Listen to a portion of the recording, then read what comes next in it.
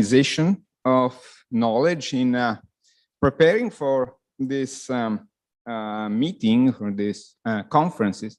I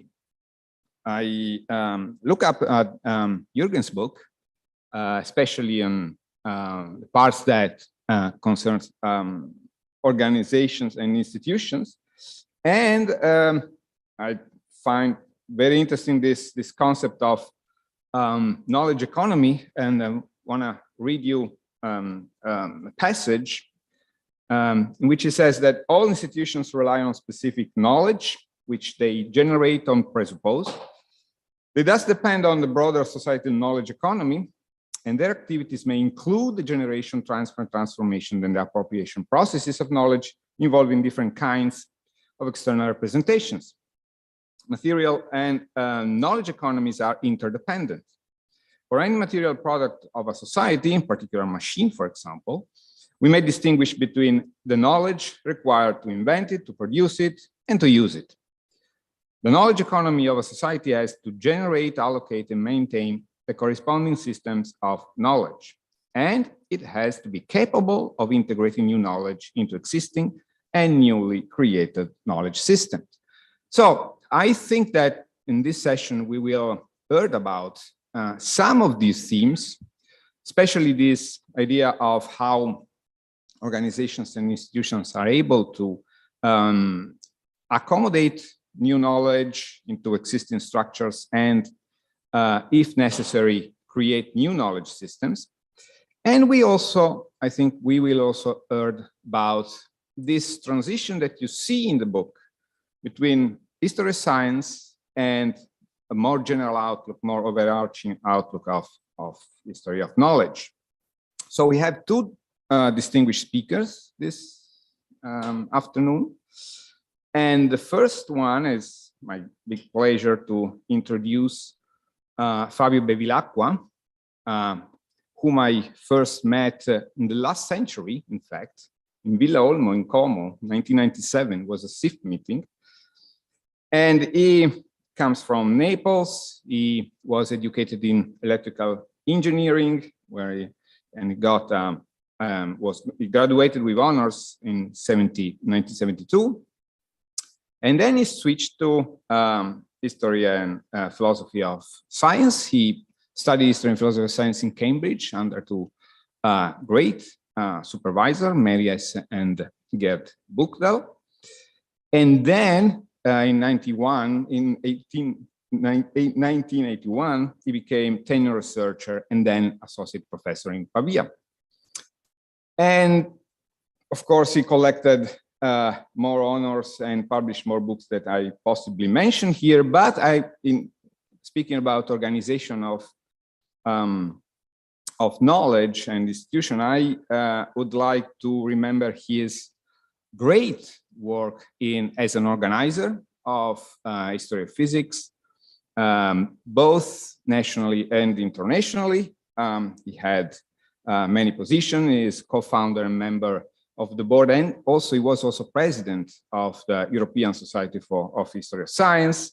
He was vice secretary and vice president of the Division of History of Science and Technology of the International Unit of History and Philosophy of Science, was president of the International History of Philosophy and Science Teaching Group, a lot of staff, and also nation-wise, he is one of the founder of the Society for History of Physics and Astronomy. Right? And he has always been a very active member and real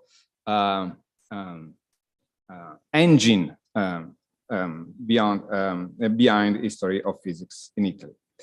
So, Fabio, I leave the floor to you.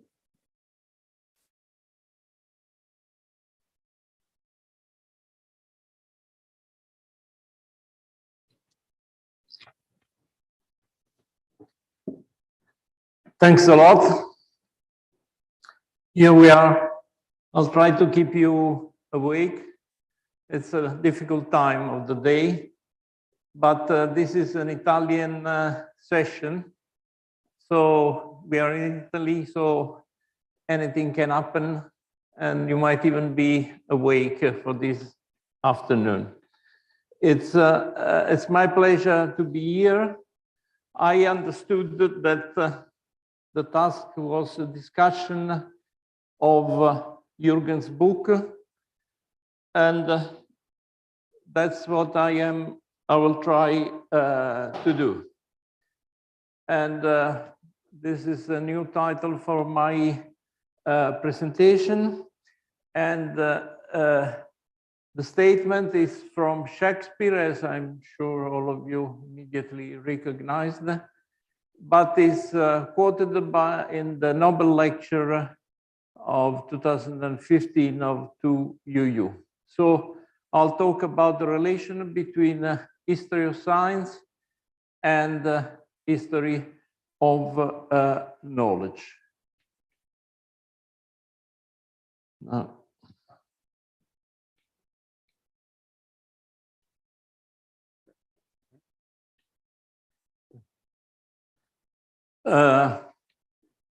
so we are, Jürgen's book deals with the problems summarized into the word Anthropocene and the evolution of a knowledge that is up to the task of this new era. There have been already in the past crises that have had an effect on history of science. We all know about World War I and the emigration of Sarton and Miele and their job, and World War II and the birth of history of science at Harvard through the work of James Conant and Thomas Kuhn, but also important the work of Vannevar Bush and this MEMEX machine and this paper, as we might think, that has had great impact, as we will see in a moment. In '57, there was the shock for the Americans of the Sputnik, and a big program in education was launched. And as a result came the lectures on physics, one of the most famous physics advanced textbook by Feynman, and the project physics course of Gerald Holton that interestingly tried an interdisciplinary approach. In the 80s and 90s, Thomas Kuhn and his first PhD student, John Heilbronn, reflected on the past activities. And Kuhn wrote, both papers are in ISIS. And Kuhn wrote, the title of his paper is Professionalization Recollected in Tranquility. And John applied the history of science.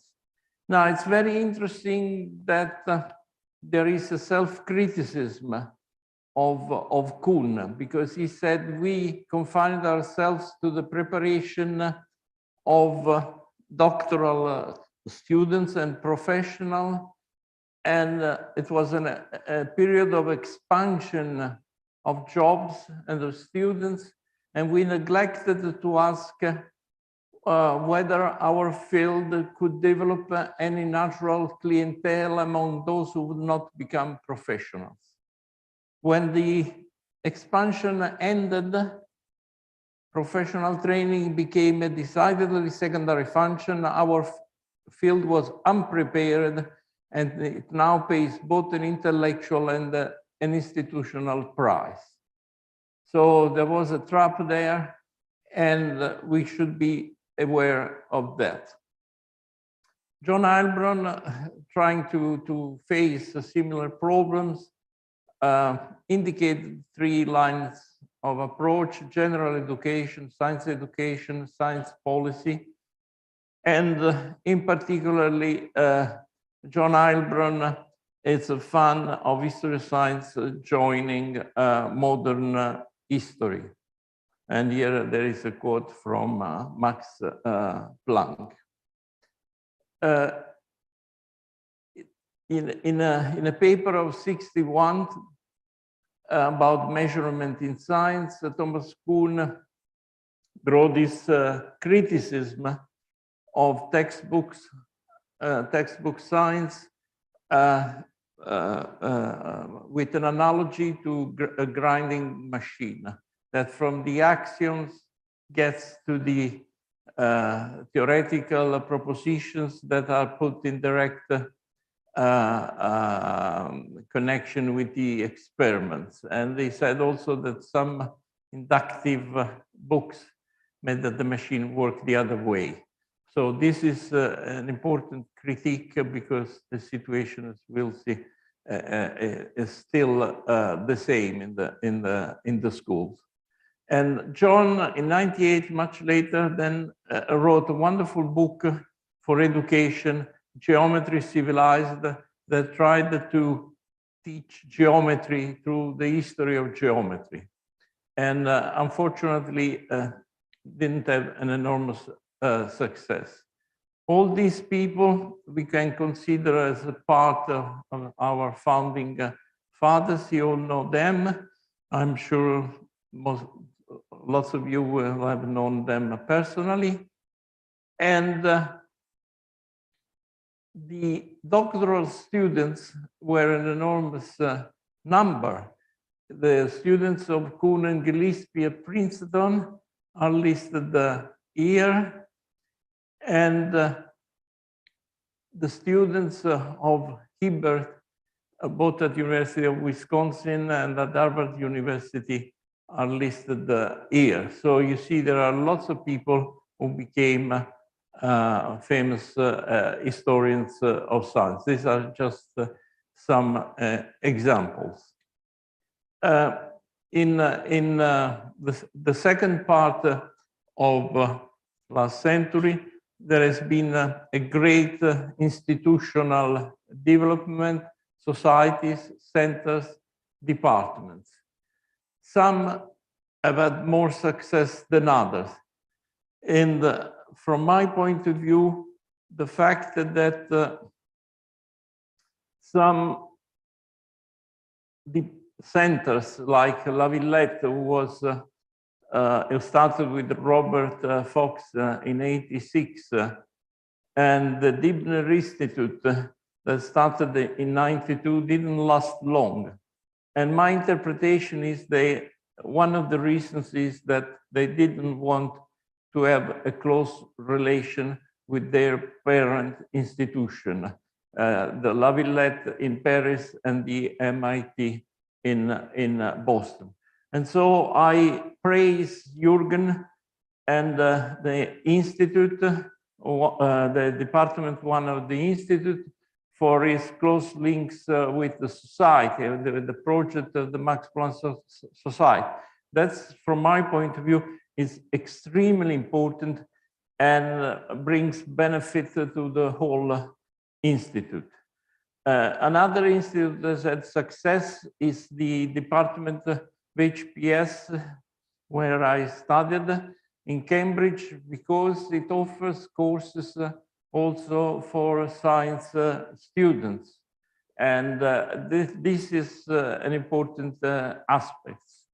Now, I won't bother you with some other examples, but this is also concentrated on physics, doesn't have any particularly aspiration at completeness.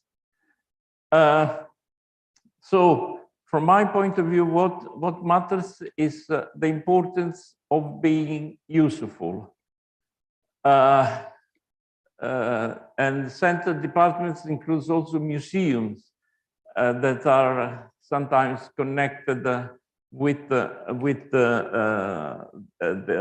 previous ones, and also exhibitions. I remember the importance of the 2005 Einstein Exhibition and the international cooperation that gave birth to it.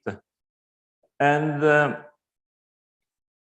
I think it's very important to provide interdisciplinary courses for existing disciplinary education, the education that is still made like the grinding machine of, with the tools of the grinding machine of criticized by Kuhn.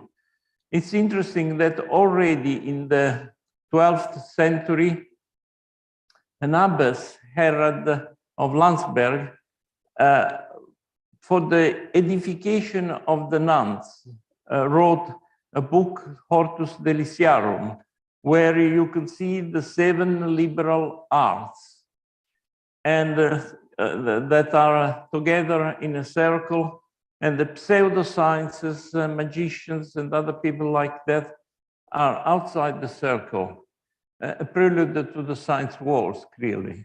And the white dove, it's inside the circle, and black crows outside. This is, I mean, it's interesting that for the edification of the nuns already so many years ago, this was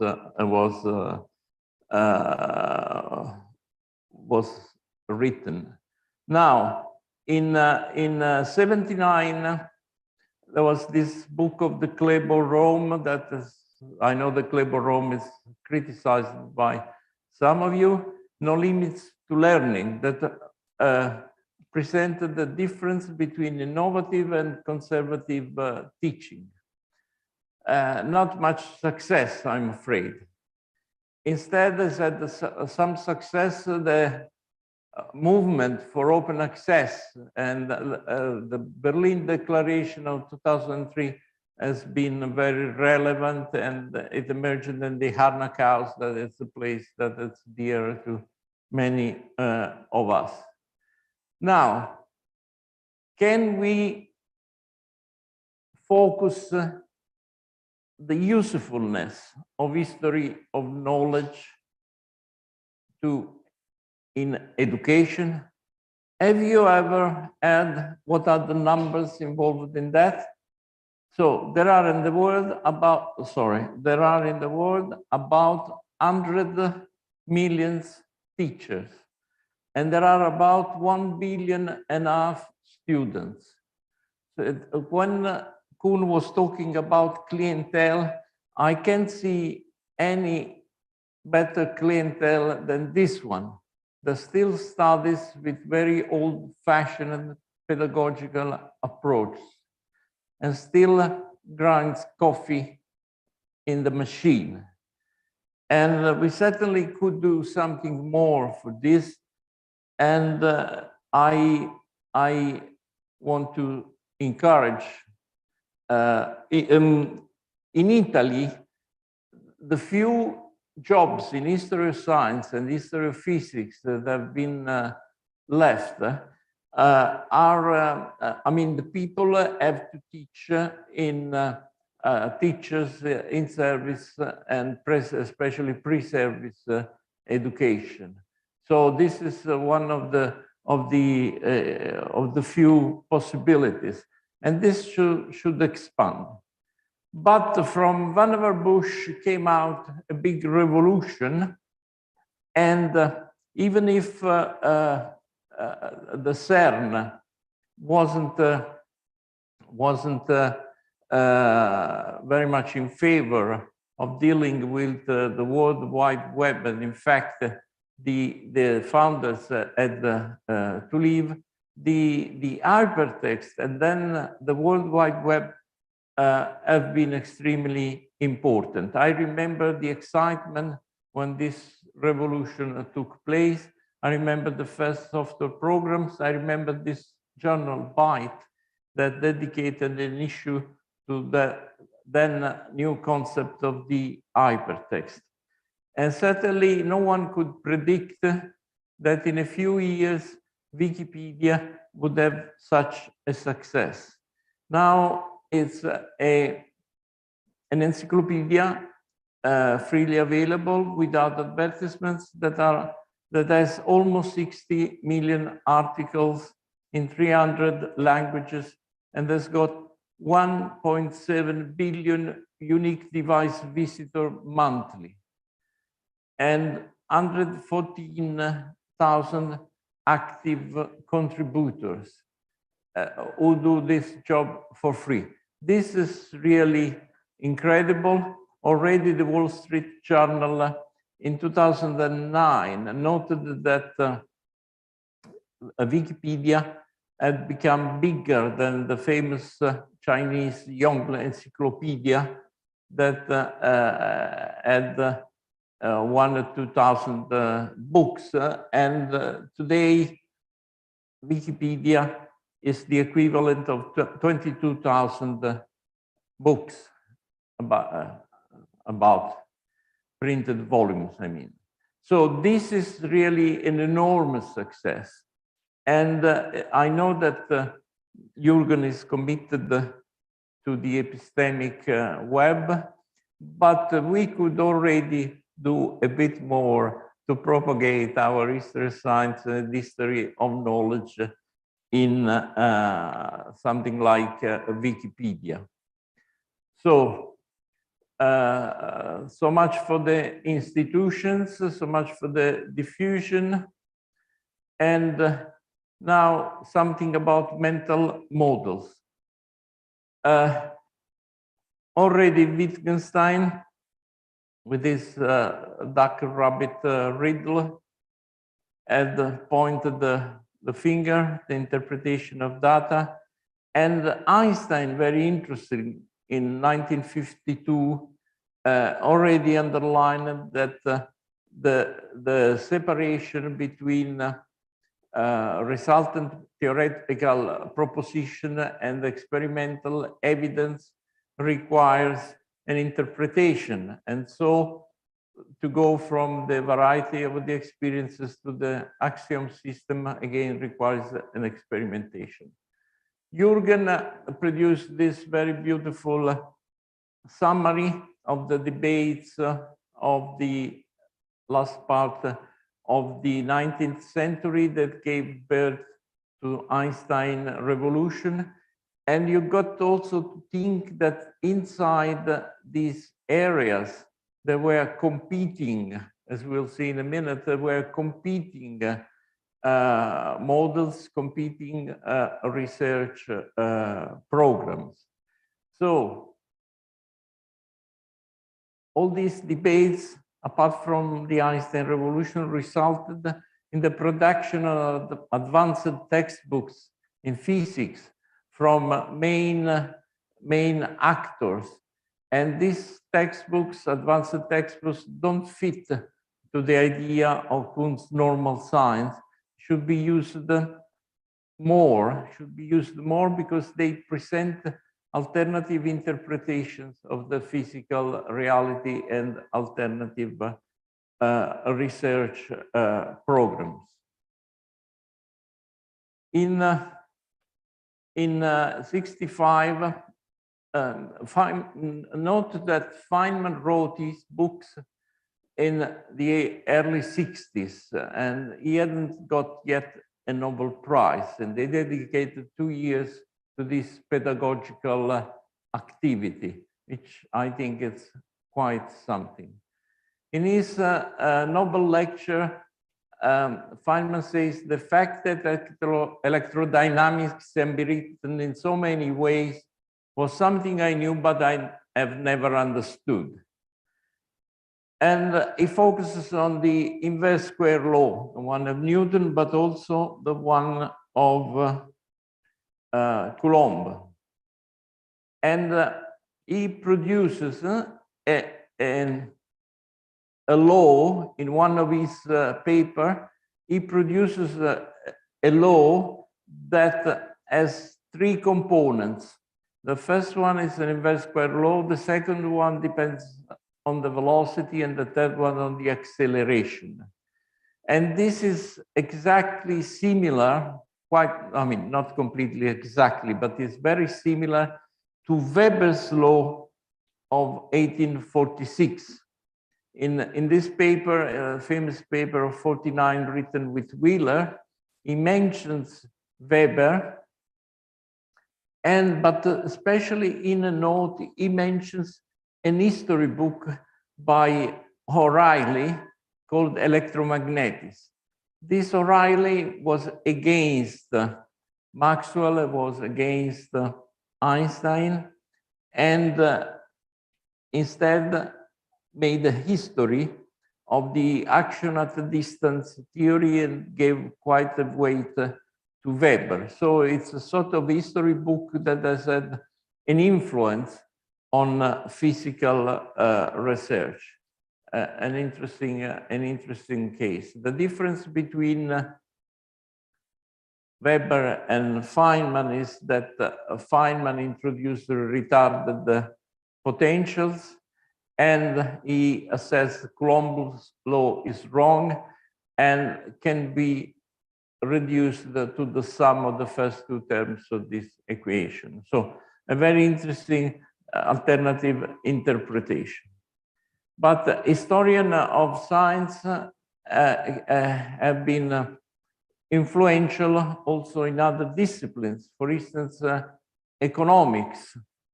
In this Nobel lecture of 1970, Samuelson goes back to Hero of Alexandria principle of minimal distance in the to explain the experimental law of reflection.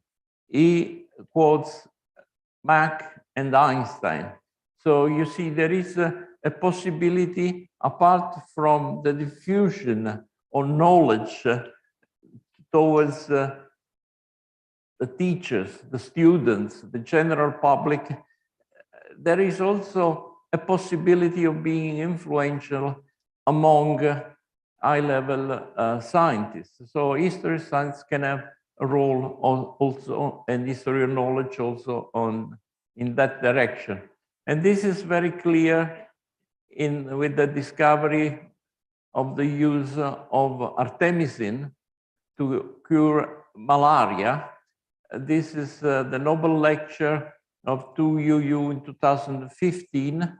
She talks about the history also of the Western interpretation of malaria. She quotes Camillo Goggi, Nobel Prize winner from my university, Pavia. But then she quotes all books in the Chinese tradition that dealt with malaria from very, very, very long time ago. And these books have been useful in identifying how it was cured in the past and for the modification of these cures to get to a modern approach that has saved millions of lives. So another case of history of science being influential. And now we come to some deep issues. The last Human Development Report from the United Nations talks about the Anthropocene, human development and the Anthropocene. And there is a modification of the Human Development Index because it is been adjusted to navigate the Anthropocene. And the main, so a new metric. And this new metric takes into account, or tries to take into account, all these things are very complicated, planetary pressures. And so it says indigenous and local knowledge system and practices generate synergies between biodiversity and human well-being. So, I mean, we certainly need a new metric for this new era and for this new approach. Another case is the energy metric. We measure everything with the concept of energy. And perhaps a challenging object could be a perpetual motor machine. Perpetual motor machines went on for centuries. and till starting with Leonardo, took importance the principle of impossibility of perpetual motion. And then it derived in the works of Leibniz the principle of conservation, conservation of cause effect.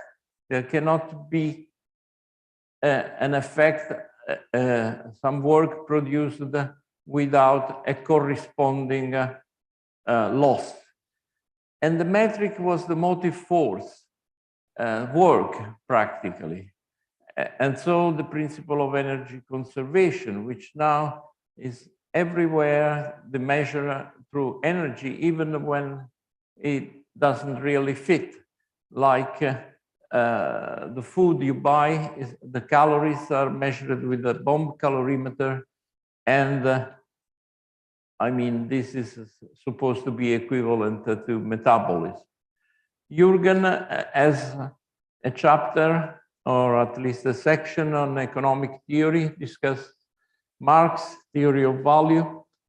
And in the past, there have been discussions about the role of the history of energy and the development of economic theory in the second half of the 19th century.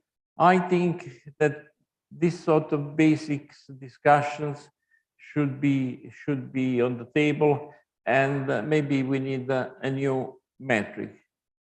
And now I'm going towards the end, and I want to talk about something a bit lighter. And it happened to me to read this cookbook, the Reco Culinaria, of the 4th century after Christ, and in a translation of the middle of the 19th century in Italian, but there is also translation in German, and it's also, you can also find it in both in Latin and in English on internet. Now, in this book is mentioned many times something called silphium, and in Greek silphion, in Latin laser, and it's very difficult to understand what this is. Is it a plant or is it a condiment? Salsa di laser in Italian. So I was surprised to see. It's also interesting that it's called laser cyrenaico or particus, and so two regions. Particus it's obviously refers to Persia, and this is a riddle, this business of the silphium, that has been dealt with for millennia. Or it was mentioned by Theophrastus, Aristophanes, Pliny the Elder, and by the time of Nero, it had already disappeared. Was it a plant? Was it a condiment? It took different names in different countries. So during the tragic Italian colonization of what is called Libya now, in 1936, there was a research on silphio to see whether it still existed. It had been represented in many coins of Cyrene in the region of Cyrenaica. And even the Italians managed to put it in the coat of arms. And I mean, amazing. Now, This is 2022, still discussions about the silphium. Reassessing, this is a scientific paper, reassessing the role of anthropogenic climate change in the extinction of silphium. And these researchers think that it's a human-induced climate-based extinction, not a direct human-induced species extinction. So it's already an effect of climate change 2000 years ago. But there is also an amateur, an herbalist, that published on internet a paper in which he says that from all the coins that are available, it looks like it wasn't a plant, but it was a condiment made from many different plants. And so this riddle goes on. And the candidates are these ones: ferula, ferulasa fetida, giant danger fennel. And I think that this is amusing, is interesting, and I'm going to do some experimental work with this giant fennel that came out in the garden, in our garden in Tuscany. Thank you very much for your attention.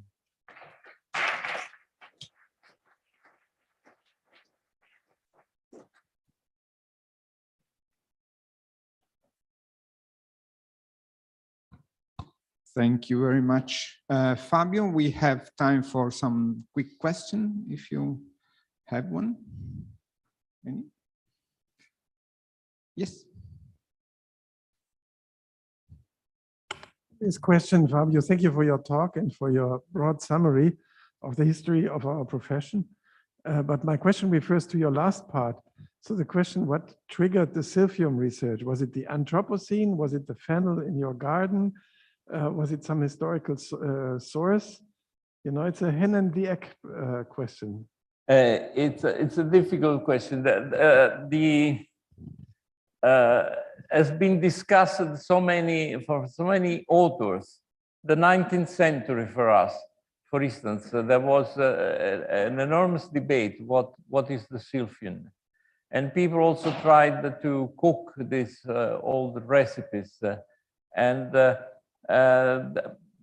Already the Romans, when this silphium was sold at the price of silver, the weight of the silver was corresponded to the price of silver. So it was also stored as a treasure in Rome. And when it disappeared, there were substitutes, like the Partico Persian. So the region in Cyrenaica that produced this silphium was a small area. It only grew, looks like it only grew in a small area. But it's a bit mythical, all this. And I'm not convinced that really existed the plant that disappeared and we cannot find some evidence.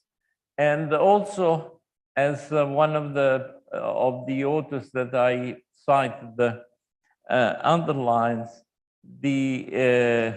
of all the people that talk about the silphium, starting from Aristophanes, no one declares to have seen the plant. Just perhaps one said that somebody gave him, but God knows what gave him, what it was given. So this whole business of silphium could be a candidate for a challenging object, very challenging.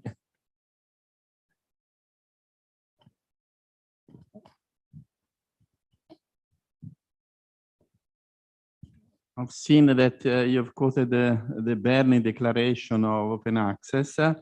So I would like just to say that the transition to the transition to open access is causing a lot of problems to countries that cannot afford paying such high processing charges for papers. And I know that the Max Planck Society is a leader in a European in a European and now world initiative. I participated also to a conference in Berlin about that, and in fact I'm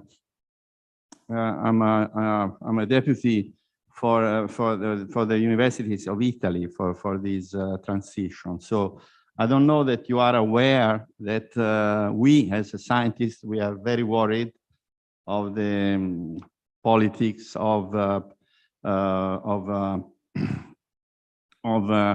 private publishers that are imposing huge fees, yes, fees for publication. So I just wanted to no, in this because I share the principle, but I'm convinced that it's a good idea. But at the same time, there is a huge practical problem in performing this transition. So, so I just wanted to say this to an audience which is not my usual one. No. Okay. But if you look at the profits of these scientific publishers, I mean, are huge, and it's a monopoly. So the scientific institution who pay this money should get together and change the system, also because all the work of the referee is unpaid. So these publishers have some organizational tools and they make profit. This is one of the situations that should be changed. So I'm very glad that you are committed to this, and I hope you will energically push towards a reduction of the profits of the scientific publishers. Yeah. I would like to ask regarding the book you named by Kuhn from '84, that was about the professionalization recollected in Tranquility. We have 40 years of experience after this, that he noted that there was some issues when we were professionalizing and then there was no need. Could you summarize what has been changed, or if it was followed, his recommendations back then? Yeah, thank you. It's a difficult question. It wasn't a book; it was a paper on ISIS in '84, and actually, you know, it's lots has been done in the '80s and '90s to try to use history of science in teachers' education. This, I think, is an important direction. Something has been done, and there are now societies, journals, conferences everywhere. I don't think very much else has been done. And there is a gap between the disciplinary education that is still like in the past and this interdisciplinary disciplines, so to say. And it's difficult to bridge this situation. So I would say the situation is still very unsatisfactory, but at least the problem is clear. And I think, as I tried to say, that addressing the teachers and the students would be a very good thing to do. Other questions? If not, please join me in thanking Fabio for his intriguing talk. Thank you. Grazie.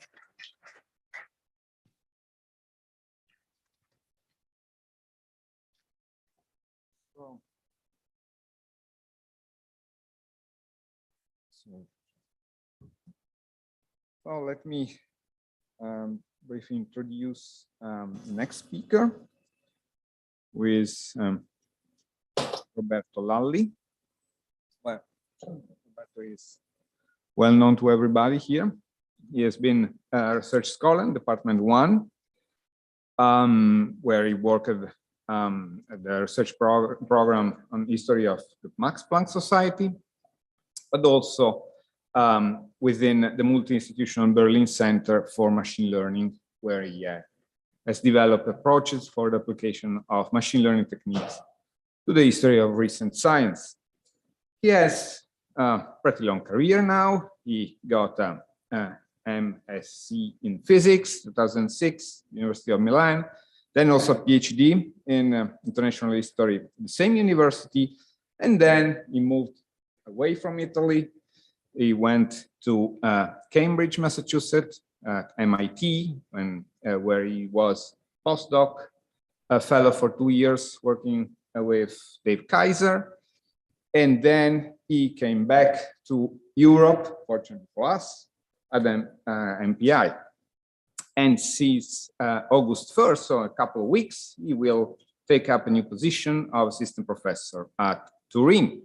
So his research focuses especially on social, political, and epistemic aspects of knowledge production in physical science, including its circulation and certification from the second half of the 19th century to the present. Roberto, the floor is yours. Thank you very much for the introduction. Do you hear me well? Okay, I'm very glad and honored to be here. To have the opportunity to talk in this occasion and in order to Jürgen Renn. I hope that he comes back. I will not even try to mention how much Jürgen's intellectual and human impact on my life has changed my life, and it's inestimable. So I will not even try. What I'm going to talk about is institutions. Oh, thanks for coming back. Just mentioned you. Institutions play a crucial role in the historical theory of knowledge Jürgen Renn has developed in Department 1 with all of us. Institutions, and I summarize what is in the Evolution Knowledge book, represent the potential of a society or a group to coordinate the action of individuals for interacting with their environment. The systemic and self-referential character of institutions are essential for codifying, embodying, enabling, and transmitting knowledge. And on the other hand, knowledge is important, is fundamental for the working, for the activities of institutions themselves. In a way, institutions might indeed be understood as knowledge system or distributed knowledge that enable cooperative action in the first place. Okay. So, and second important relevant concept about social interaction that plays a crucial role in Jürgen's theory is that a network is that of a network, but not in the sense of, only in the sense of social network, but in the sense of social epistemic networks. And in these years, we have developed a three-layered perspective on trying to understand the evolution of knowledge through the approach of network theory, creating a taxonomy which divides in three different layers: the social network, including socio-institutional interaction, the semiotic network, including the connection between the material representation of knowledge, and the semantic network, the semantic layer of the more abstract knowledge conceptual elements. Clearly, networks are related to institution in that, and I quote again from Jürgen's book, network is a more general social structure from which institutions emerge as a more specific social form by adding regulative controls. In other words, networks are a sort of social presupposition for the emergence and working of institutions. In turn, the regulative properties of institutions allow networks to maintain and reproduce relations among the pertinent elements of the network and develop over time. Institutionalization at one level, for example, at the social level, might bring a systematization, a regulation, both in the other layers of our taxonomy, namely the semiotic and semantic layer.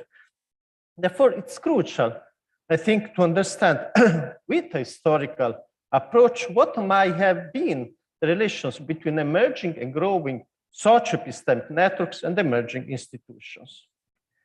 In my talk, I try to discuss this problem focusing on specific kinds of institutions, international, non-governmental scientific organizations.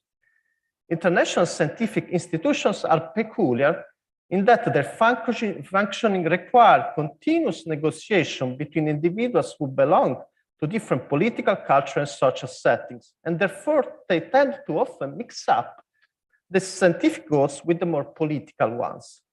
Historians and sociologists of science have tried to define the functioning of these institutions and focused most on their standardization role at these three levels as exposed by the book of Elizabeth Cranford and others. There may be a standardization at the cognitive level or a communication level or a technical level. Same scholars and others have also tried to define a taxonomy to understand the modes of operation of this institution. For example, Crawford and others again divide between two types of institutions, the spontaneous one and the bureaucratic ones, where the spontaneous are institutions motivated by the interest of individual scientists who draw on national resources to hold world congresses, committees, coordinate projects, and so on. And they clearly identified the unions, the international unions, as this sort of institutions, spontaneous institutions. While the bureaucratic one are cooperative schemes which are outgrowth of governmental programs and therefore strongly influenced by national interests, such as the UNESCO. So this is a representation of a difference between institutions which may be understood after World War II as the intergovernmental and non-governmental institutions. And the same did also Elzinga and Landstrom, differentiating between autolytic institution, which serves science as an end in its own right, which is similar to non-governmental in this case, and heterolytic institutions, which are transnational scientific cooperation finalized, aimed at extra scientific goals. So in my talk, I shall argue that this taxonomy hinders more than reveals. International scientific institution, I argue, also those that might be considered the most spontaneous among them, always have a component that is related to extra scientific goals. Or better, that even in the case where institutions are built to pursue pre-scientific ends, they end up doing also some sort of diplomatic work. And therefore, I claim that the useful framework to understand these activities, so this sort of institutions, is what is now called science diplomacy, which is a concept which has emerged only 20 years ago, within the political circus, especially in the Anglo-American environment. There are many bases in the current discourse of science diplomacy, which I will not mention, but in this talk, this framework is simply meant to state that one should look at international scientific organization also, even if not uniquely, as possible science diplomacy agents, even when they are non-governmental. For intergovernmental scientific institutions, this dimension, the diplomatic dimension, is pretty much obvious, as governments have to formally agree on various matters, and therefore, whatever the scientific success of this institution, a diplomatic function is embodied in the structure itself of this organization. One has just to think about Cern and the role of Cern in the Western European integration, which is publicly recognized also by politicians today. The role which is claimed to have brought together nations that have been enemies only a few years earlier. Cern is clearly this major example. It is used as a major example or as a model of science diplomacy that can be exported, as shown by the recent establishment of the CISEME laboratory, which brings together as an intergovernmental organization nations with various political and territorial tensions, to say the least. So while science diplomacy is certainly inevitable for intergovernmental organizations, I argue that the same holds true for most international non-governmental organizations. First of all, international relations scholars have shown that non-state actors, the non-state actors are those social actors whose agendas are not necessarily aligned with those of their own state, they had an important impact on political relations. Secondly, most scientists involved in this organization are in fact elite scientists that are involved at some level in the policy making, or even the science policy making, but also the policy making of their own nation. And so might have acted as covered or even uncovered state actors rather than non-state actors.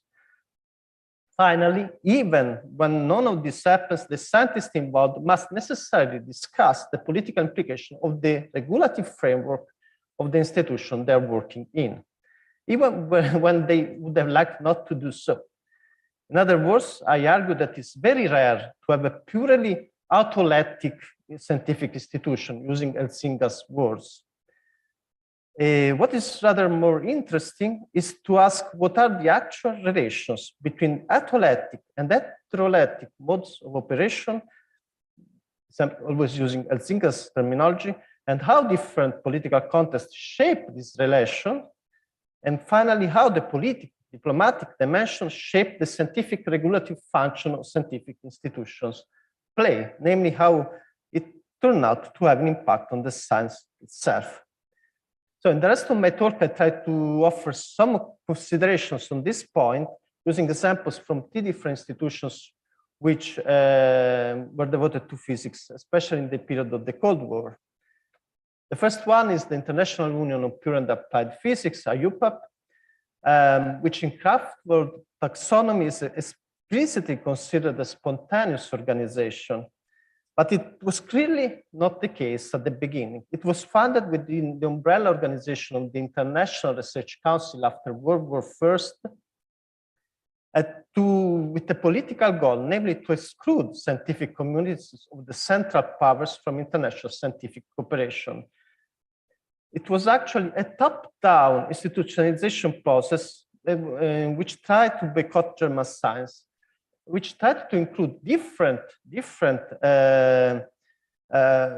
sciences through the unions. It was really organized that way. This since the beginning is very centralized.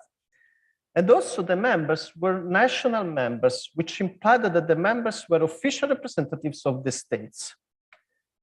The diplomatic dimension is so central that at the beginning, the governments were actually, in some cases, the representatives of some national members, as in the case of Union of South Africa.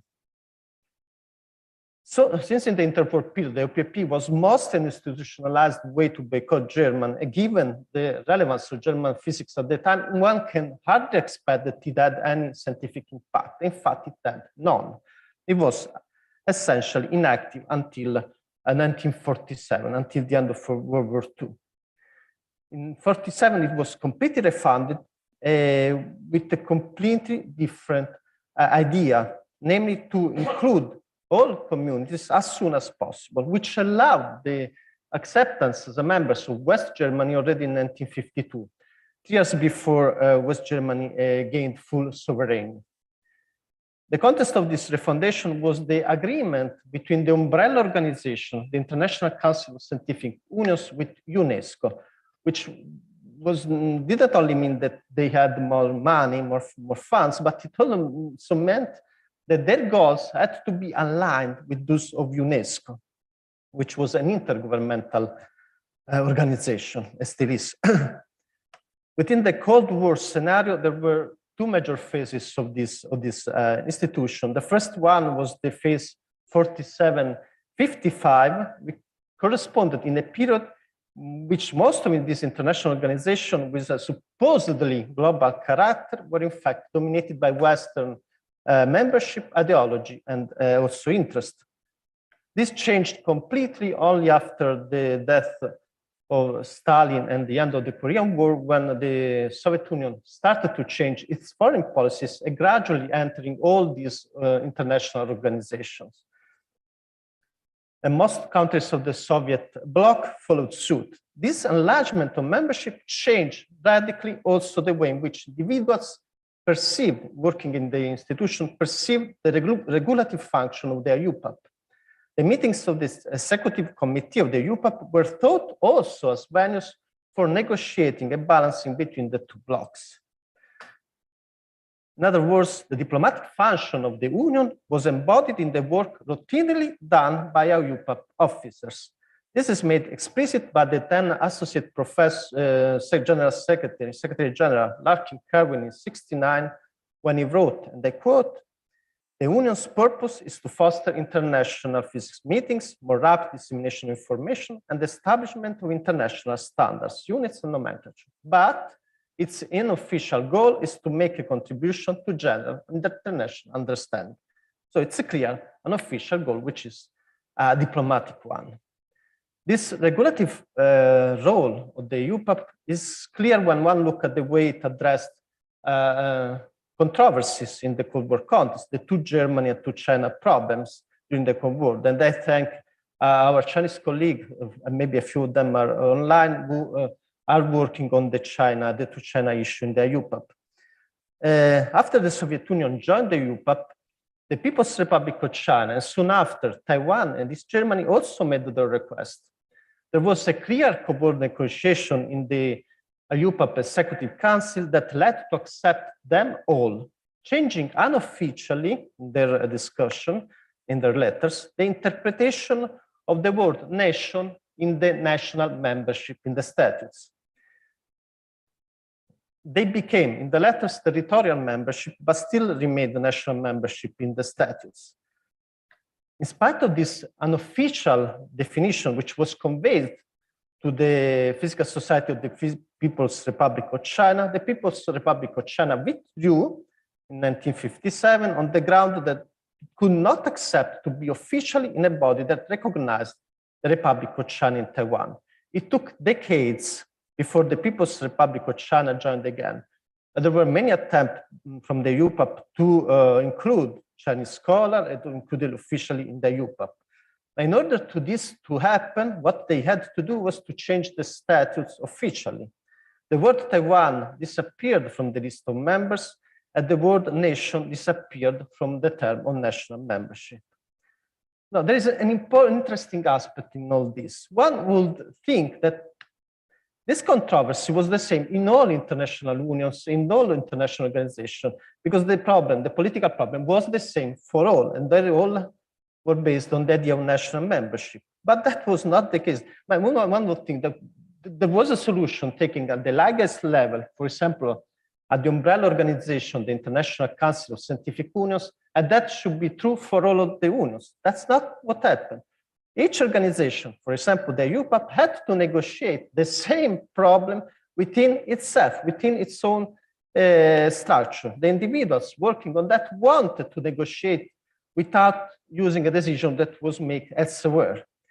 So why this, I think, is important? Because they wanted to be autonomous in their decision process. Each international institution, no matter how embedded it was in a similar institution or larger institution, does a performative function of negotiating political issues of its own in order to accept and embody the final outcome as an internal autonomous process done by individuals who work there, rather than just implement top-down decisions.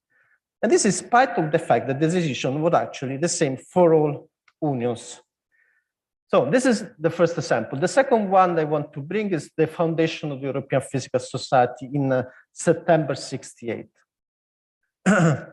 Contrary to the UPAP, that was established as a top-down organization with political goals, the establishment of the EPS was a process of institutionalizing an existing network in order to increase the network. What do I mean for increasing? In the sense that the model of cooperation followed by an initial network, which was a part of the European Physics Network, the model could spread through the EPS to other parts of the networks of the European physics world. The envisaged regulative function of the EPS was to make a part of the European Physics Network a model for the entire or larger European network, at least in Western Europe at the beginning. At the rhetorical level, this goal, like the UPAP, was combined quite explicitly with political agendas. Scientific cooperation and exchange went hand in hand with cultural and political goals.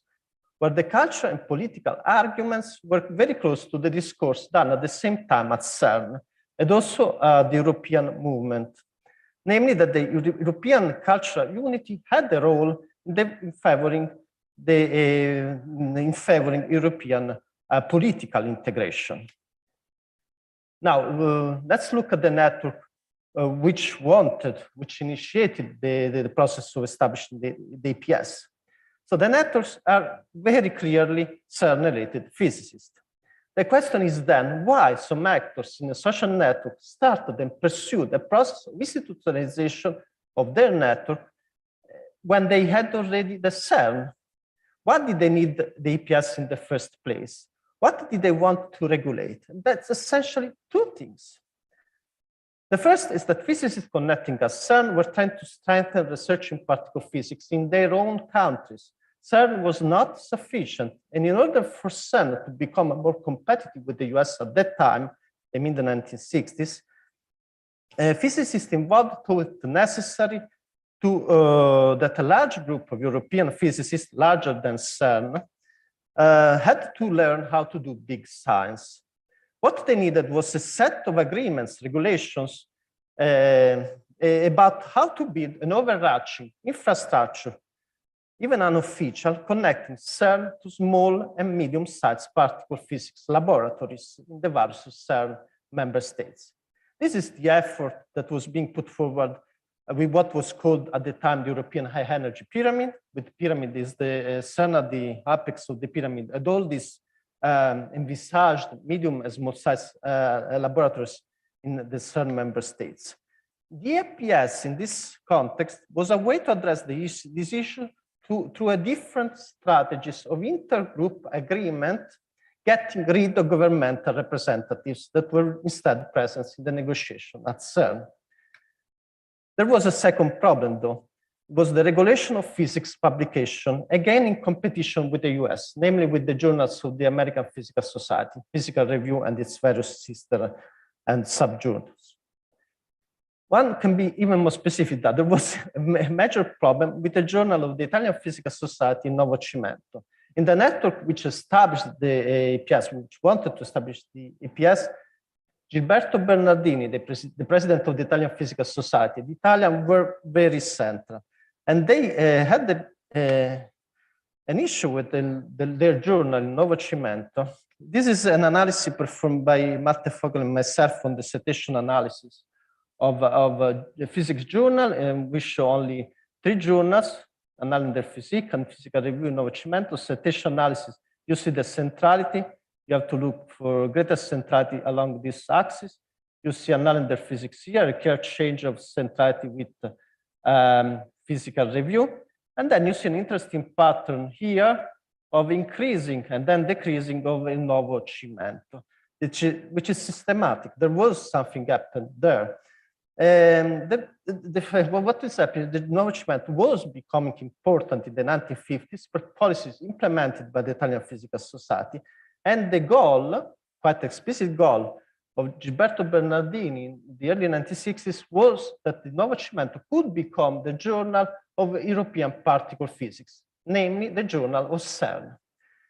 And this is, in the mid-1960s, there were serious problems in achieving this goal, given by the fact that major publishing houses in Europe, from Germany and Holland, and you may guess who were trying to establish their own journals in particle physics that would attract major CERN-related results.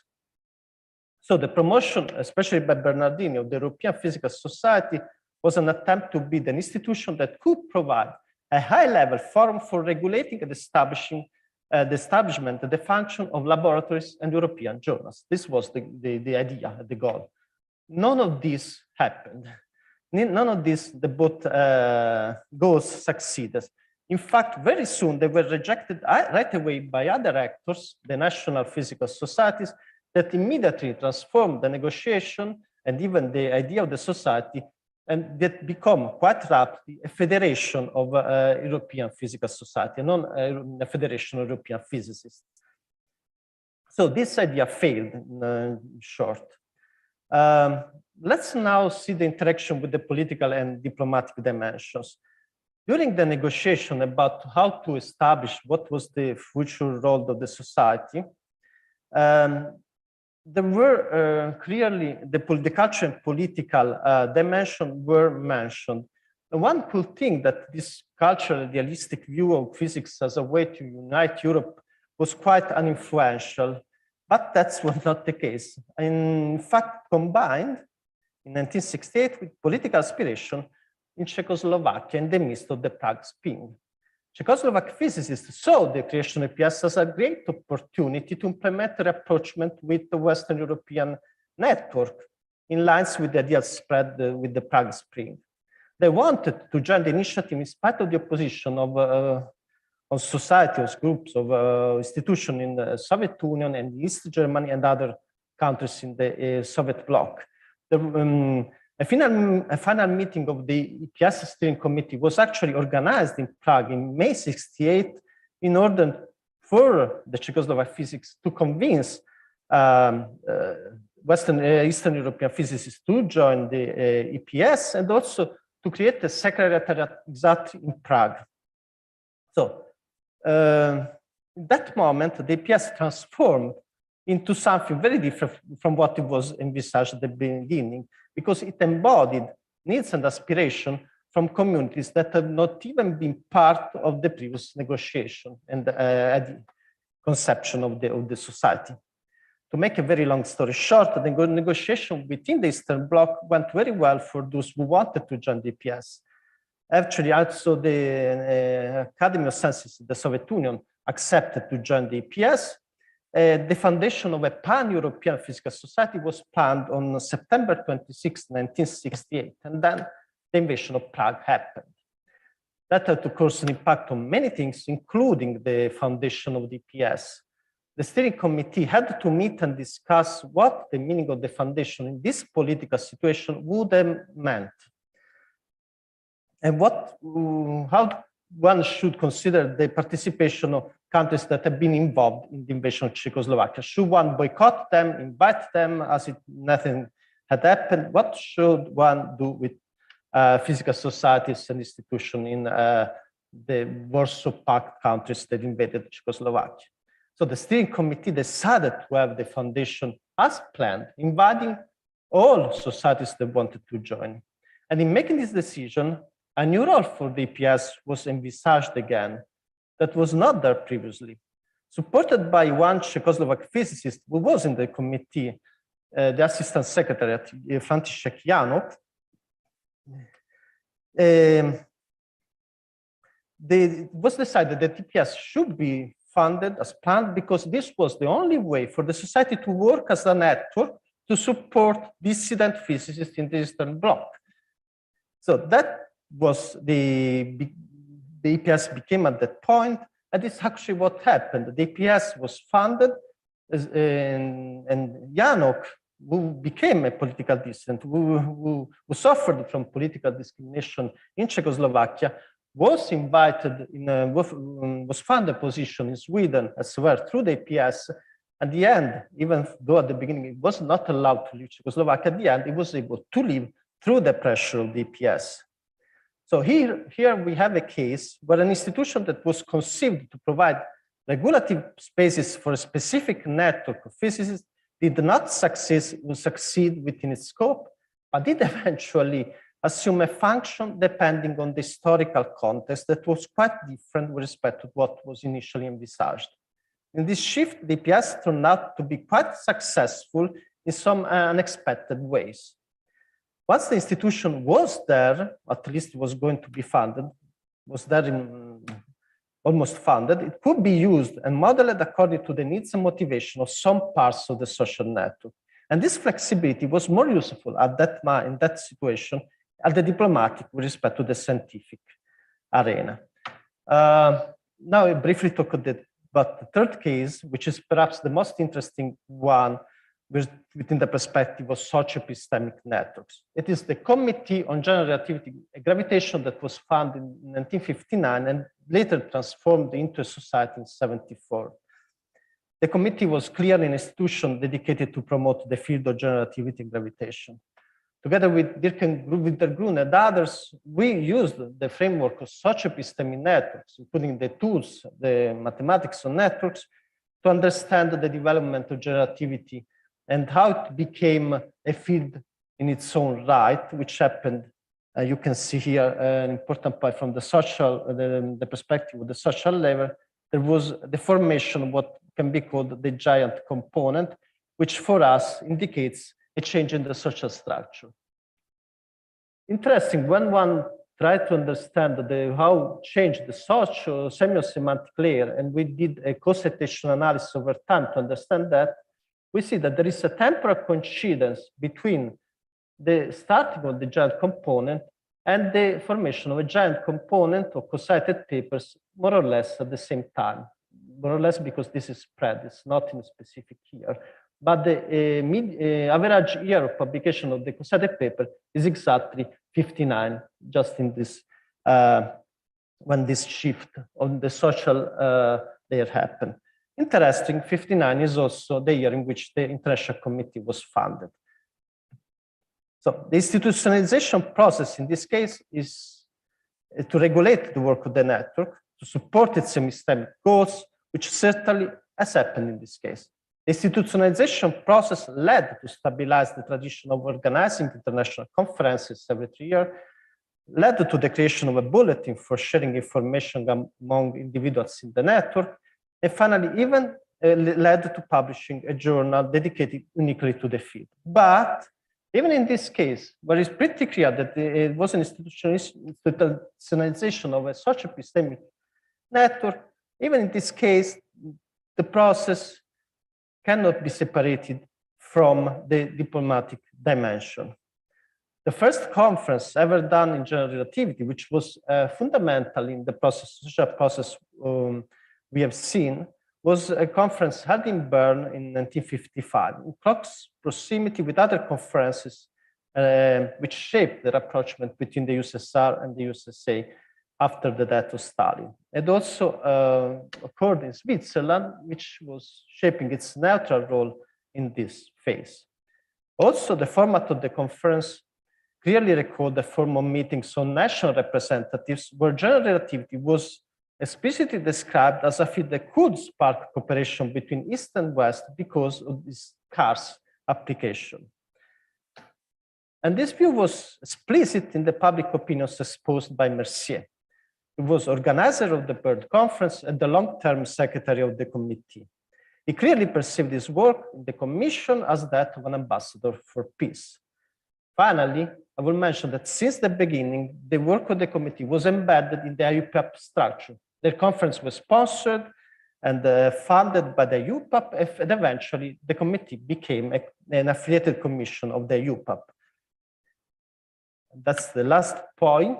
A moment of crisis, after the Six-Day War and the invasion of Prague, individuals in the committee had very different views about how to handle the political crisis. An international conference was planned to be held in Tbilisi, Georgia in September '68. And this conference, no Israeli scholars were invited because of the disruption of a diplomatic relation between the USSR and Israel after the Six-Day War. And either for this reason, also as a reaction to the invasion of Prague, various members of the committee, including Mercier, proposed a boycott of the Tbilisi conference. Others, like the president of the committee, Herman Bondi, had very different views, according to which scientists in international organizations should always strive to create the conditions for meetings and acquaintances in various different historical political conditions. The different political positions within the committee had scientific consequences. Those few who went to Tbilisi in '68 from the West, remarkably John Wheeler from the US and its group, and many scientists connected to him, started interesting cooperation with the Soviet physicists, the most productive of which is perhaps the cooperation between theoretical physicist Kip Thorne and experimentalist Brzezinski on the topic of gravitational waves. And they did very important and instrumental work in what was the experimentation on gravitational waves, which led to the discovery a few years ago. to sum up my consideration. I tried to provide some examples of international scientific institutions of different kinds and tried to see the relations between socio-epistemic networks and the emergence of functions of such institutions. I hope I was able to show you that a taxonomy that divides between autolectic and the heterolectic, spontaneous and bureaucratic, does not capture the actual modes of operation of these institutions. In principle, all three institutions were spontaneous according to this taxonomy, but in their routine mode of operation, none of them could be purely spontaneous. Secondly, there are very different institutionalization processes in these cases, from top-down of the EUPAP to the bottom-up of the Committee on General Relativity. But it seems that overarching existing institutional frameworks were those in which phases tried to accommodate, stabilize, and regulate such epistemic networks. On the other hand, individuals tried to modify the structure on the basis of a learning process, not only to support such epistemic networks, but also to deal with political issues. This brings to the third point. In this sort of institution, the science diplomacy dimension is inevitable, in my opinion. Individuals active in these institutions have to negotiate and create balances that are diplomatic in nature and related to the current political situations and crises. And finally, this dealing with the diplomatic dimension might have epistemic consequences. Just wanted to think that the way different parts of the social network relate to the political situation in international relations change the structure of the social network, which in turn might have an effect at the epistemic level.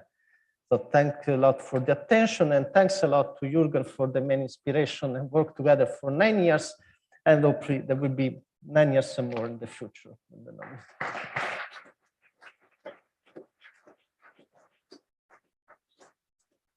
Many thanks, Roberto, for this very stimulating talk, very interesting and rich.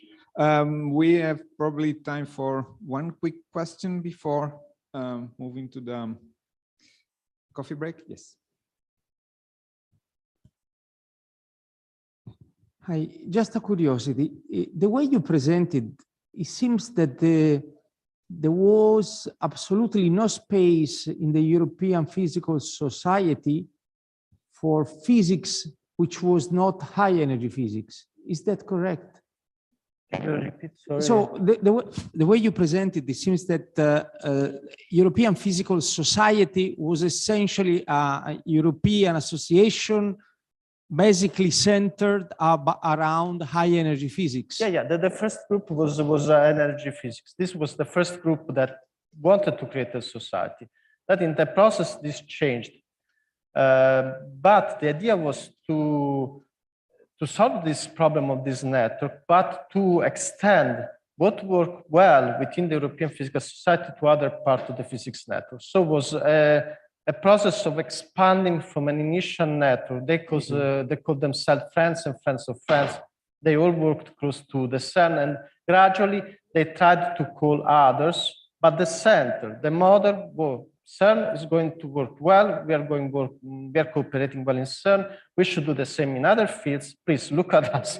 And they gradually take over. But this changed because the society, which of course included many different fields, entered the scene and transformed the PES in a federation of society. So this changed quite a lot. From the initial idea was to expand the particle physics network at Cern and gradually reach other fields. Solid state, for example, was clearly mentioned at the beginning. Okay, thank you.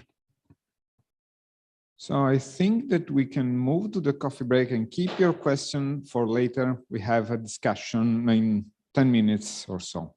Okay, thank you again.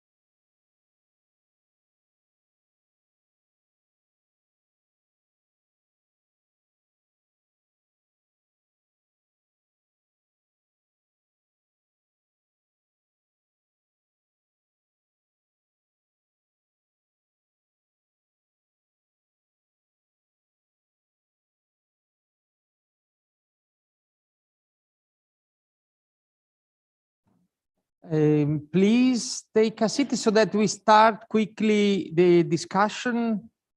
Time is running. So before leaving again the floor to the chairman, as it has been asked several times, where the theater is for this afternoon, late afternoon debate, which is going to be at 7, and also tomorrow. The Teatro Miela, you can look at the map on the screen. The Teatro Miela is here. So just to let you know, okay, just to show you, let me see if I'm able.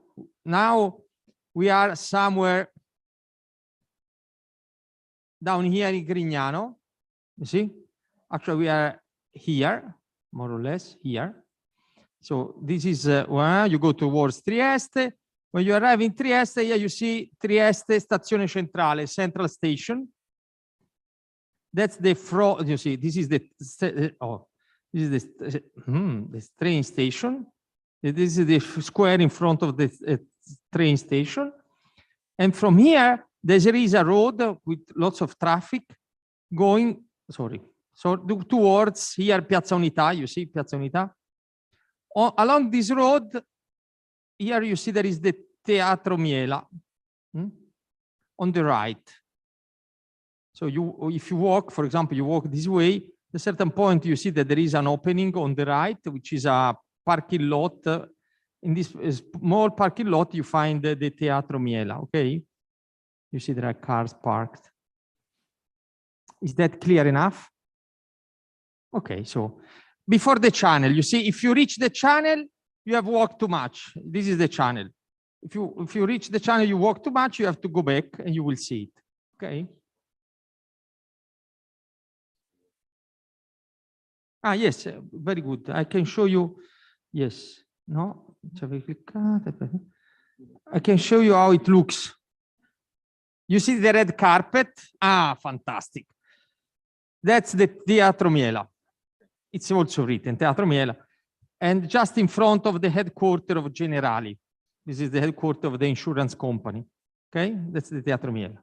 Okay, I'll show you around so that you can easily recognize. This is me. No, I'm joking. So that's, you see? Okay, now you know exactly where you have to go. Okay, thank you. All right, so I will call the speakers here to join me.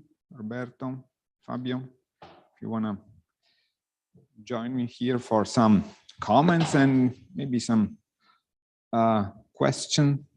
Oh, state vicino, eh? Bello vicino al microfono.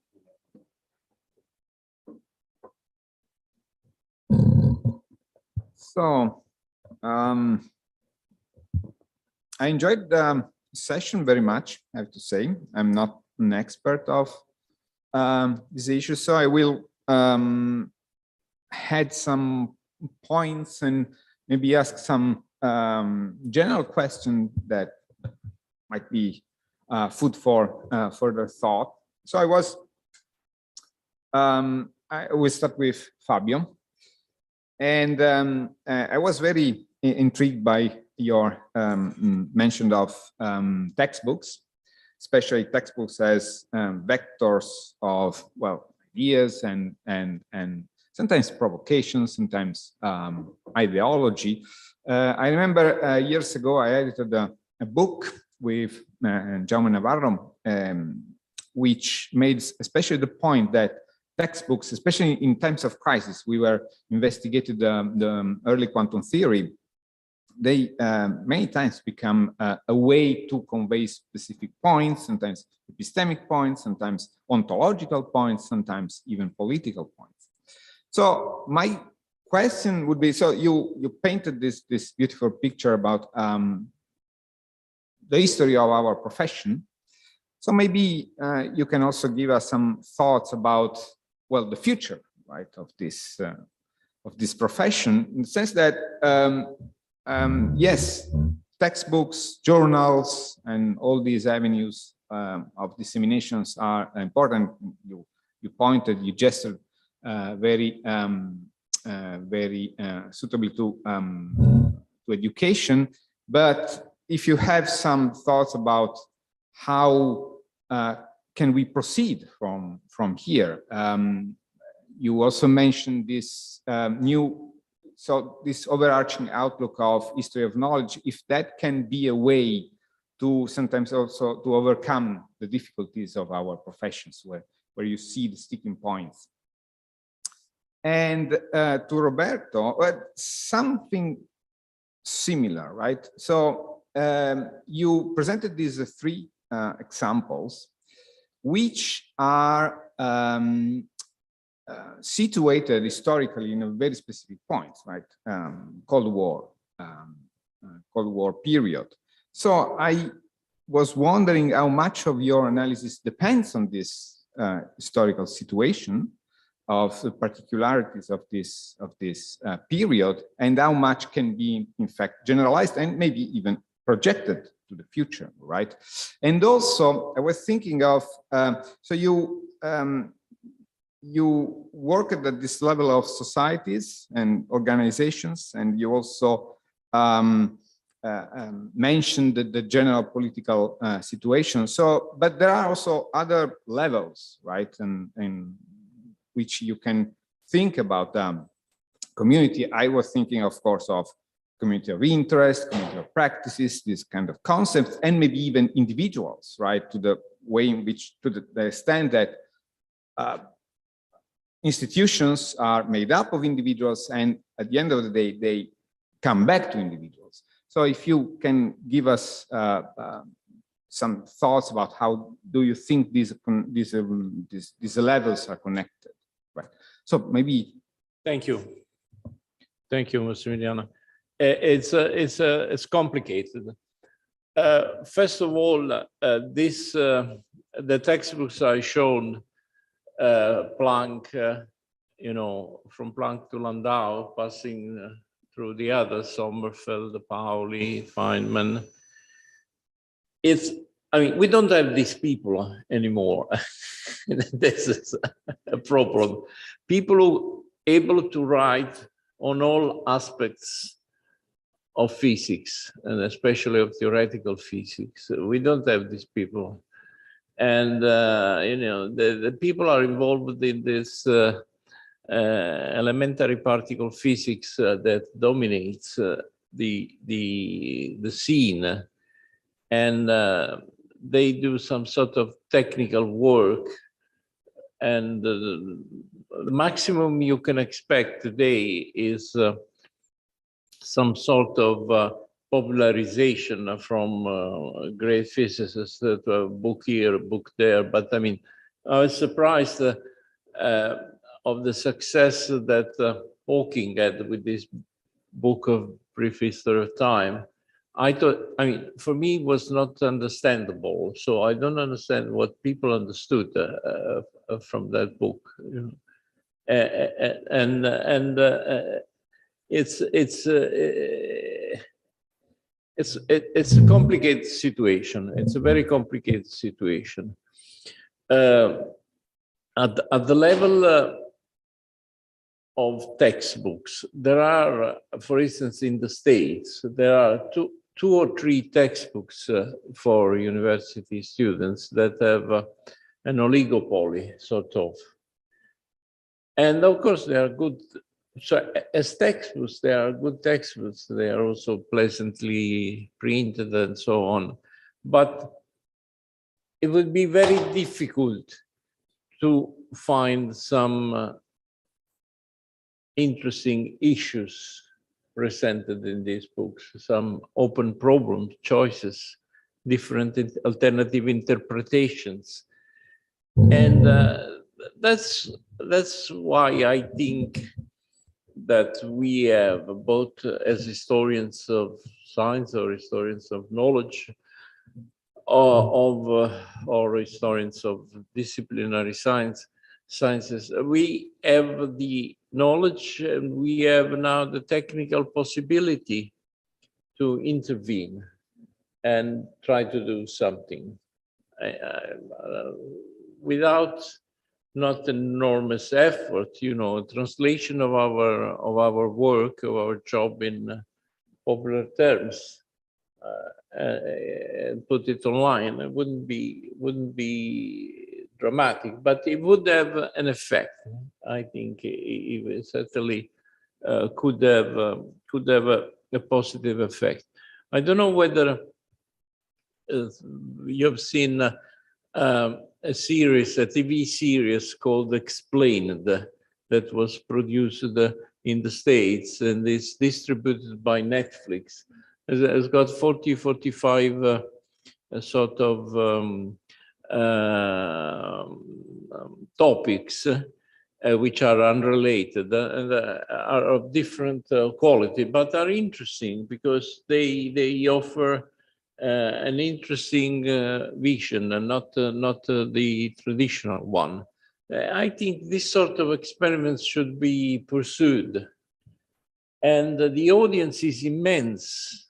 All these teachers, all these students, all the general public. We really have a great possibility. Quite frankly, I confess, well, now I'm retired, I can confess whatever. I think that history and philosophy of science are really top disciplines, are extremely interesting, extremely good people, overcoming the disciplinary sections. But I don't think that the stress of our profession is toward the general public. We are very concerned with publishing papers, getting into extreme detail, saying something new. Of course, obviously, you need to have a career, to have a job, but we could also make an effort. And I think that if we enlarge the audience, the whole profession will benefit. There'll be more centers, more money, more everything. Because the science education is in crisis. I mean, and despite all the money that now goes into these STEM disciplines, I think it's a vocational, practical education. It's not a cultural education. And well, that's what there is, yeah.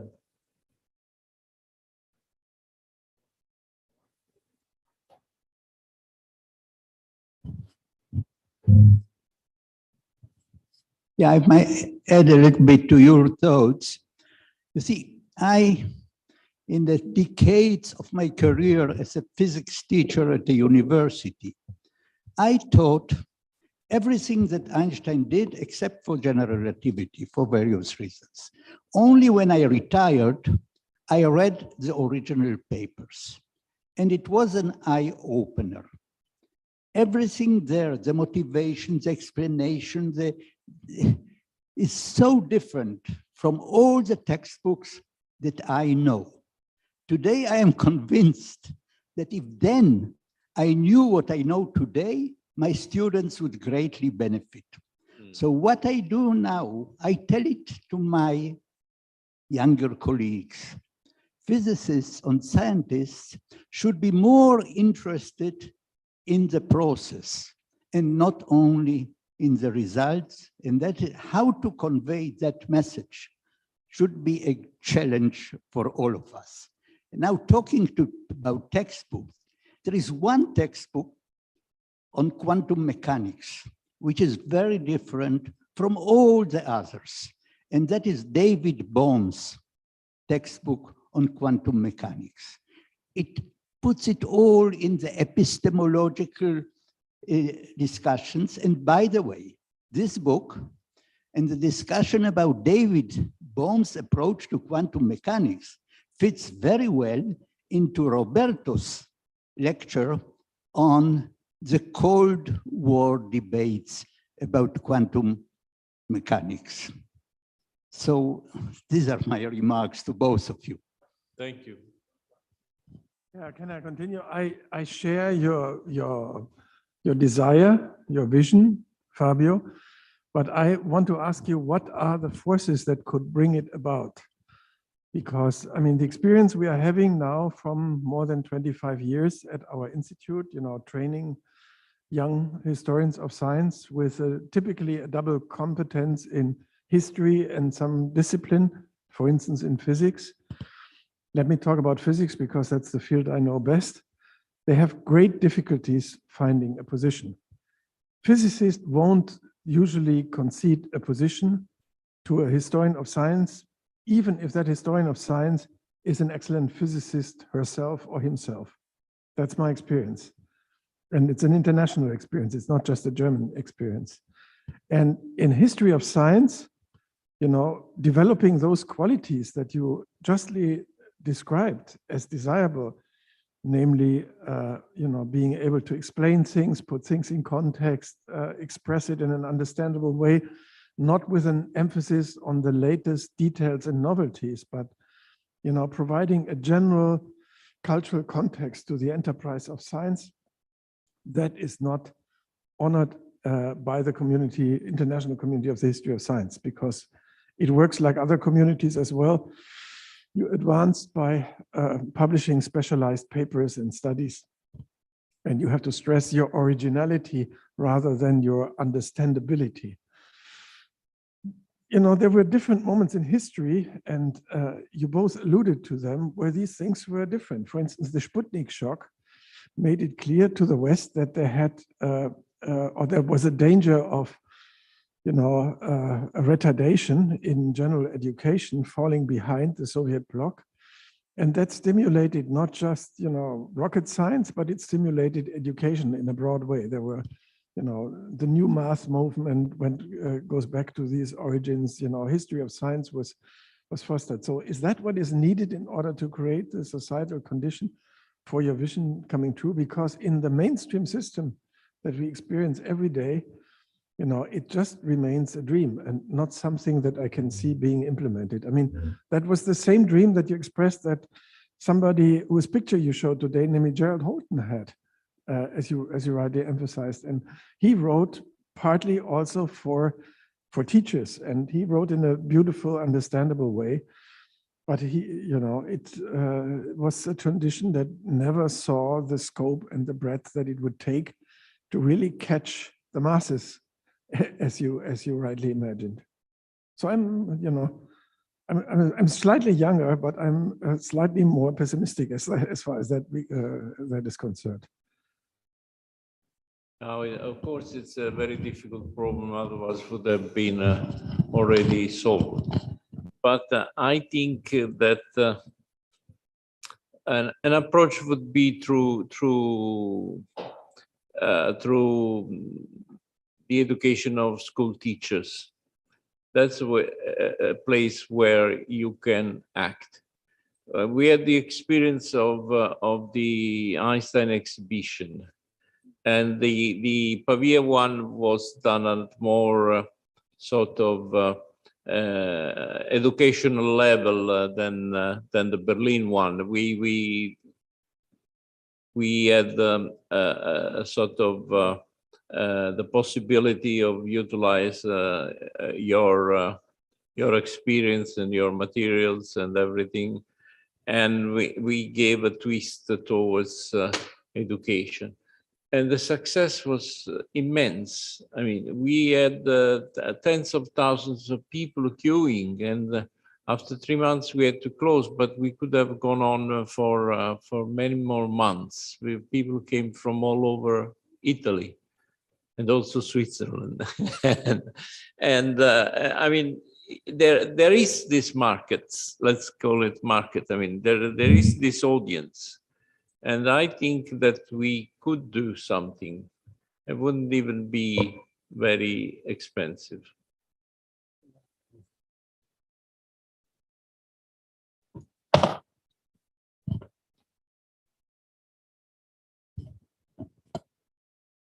So for once, I'm actually optimistic about possibilities. And I think we have to just realize that we live in the 21st century and education is rapidly moving online.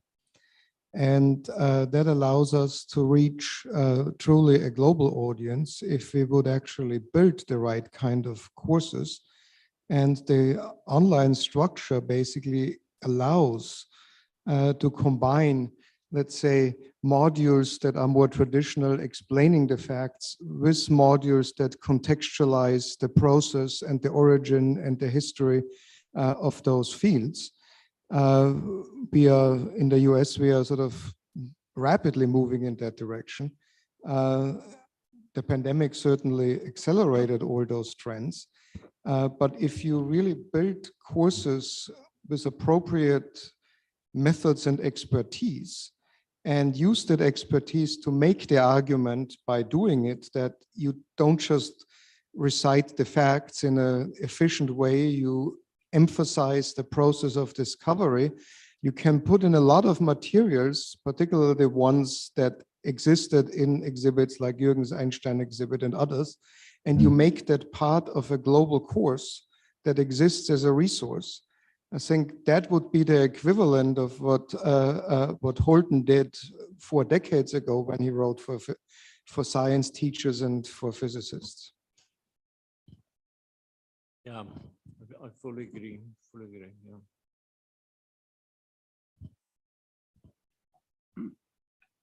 It is interesting, I think, that you focused on physics, but obviously there are other disciplines. And I want to say a word about mathematics and about biology, which are very different. I think that in mathematics, there is a little more openness to what, for example, Jürgen said that he has faced opposition among the physicists.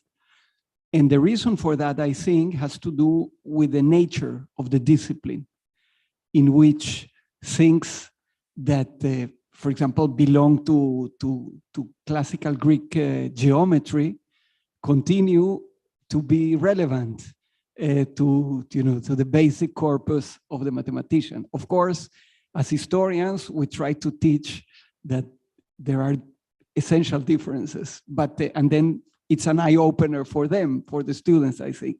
But I think that there is something interesting in that respect. And in the case of biology, I have noticed, even though my experience is limited, of course, but there is an openness also there for different reasons. And the reasons have to do with certain, I think, philosophical questions that somehow, or that are classified as philosophical for some reason, that have to do with essential questions about what is a species, what is the meaning of group in the sense of inheritance and other things. So I think that there are differences among the disciplines which are relevant to these debates.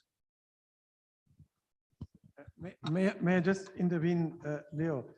I think there is a misunderstanding. The physicists are as open, even enthusiastic to historical insights as the other disciplines. But when it comes to filling a position in the faculty for somebody who is not primarily doing research or primarily just doing teaching, but somebody combining, for instance, historical research with teaching on a historical basis.